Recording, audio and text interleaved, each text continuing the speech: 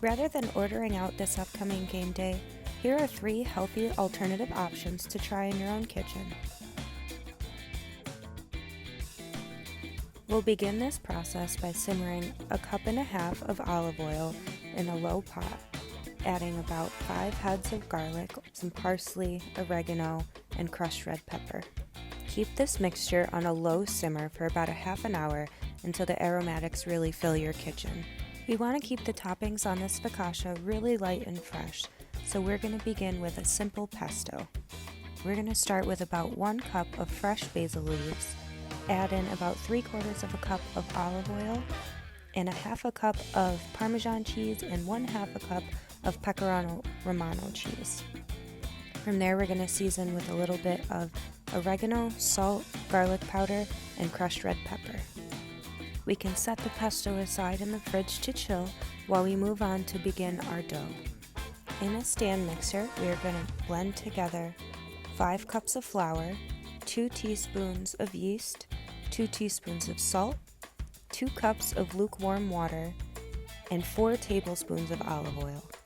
Once this mixture has come together, we're going to adjust to the kneading setting, where we're going to let the dough go for about 4 minutes.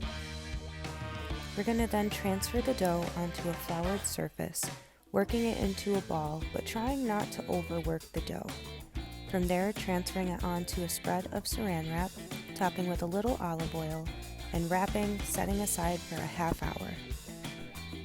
We are going to repeat the process of unwrapping the dough, kneading it out, putting it back into a ball, and re-wrapping it in the saran wrap 3 times, allowing the dough to sit for a half hour each time. We're going to line a baking sheet with a sheet of parchment paper and drizzle with a bit of olive oil, transferring our dough onto the baking sheet and spreading out into the crust that we are going to make.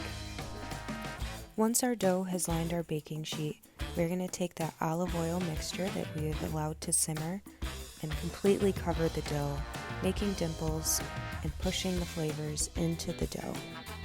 Once we are done, we'll cover that with some saran wrap and place in the refrigerator for about an hour or even up to overnight. We are going to allow this to bake for 10 minutes, rotating, and then baking an additional 5 to 8 minutes until we have the crust texture that we desire. Today we're going to put a tomato bruschetta on one half and the pesto that we made earlier on the other.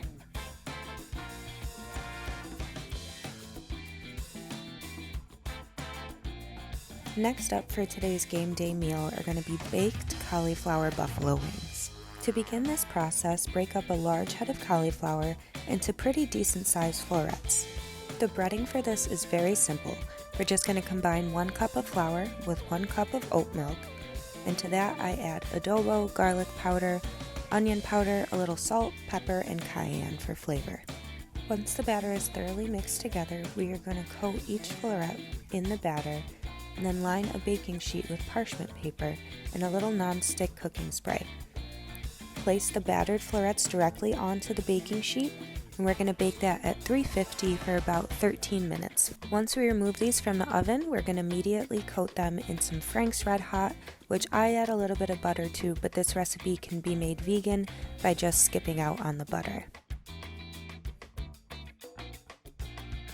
The final recipe on the menu today is going to be a beef crostini. We are going to begin this process with our French bread, cutting it into about 1/2-inch pieces. From there, we are going to sprinkle with just a little bit of olive oil and top with some of our Weck seasoning, baking for about 5 minutes at 350.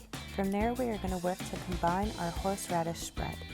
Start by adding 2 tablespoons of horseradish, 2 tablespoons of mayonnaise, and 2 tablespoons of cream cheese. To that mixture, we are going to add 1 teaspoon of Worcestershire sauce, about a teaspoon of fresh squeezed lemon, salt, pepper, and chili powder. We want to make sure that is whisked together really well and becomes a really easy spreadable topping. Once we bring that all together, we're going to very thinly slice some shallots and pull our bread from the oven. I use London broil that you can find in the deli, and then we're going to start building these pieces by taking a slice of bread, adding on the horseradish spread, adding on the London broil, topping with a little bit of arugula, on some of our thinly sliced shallots. These recipes will be sure to impress your game day guests while leaving them just as satisfied.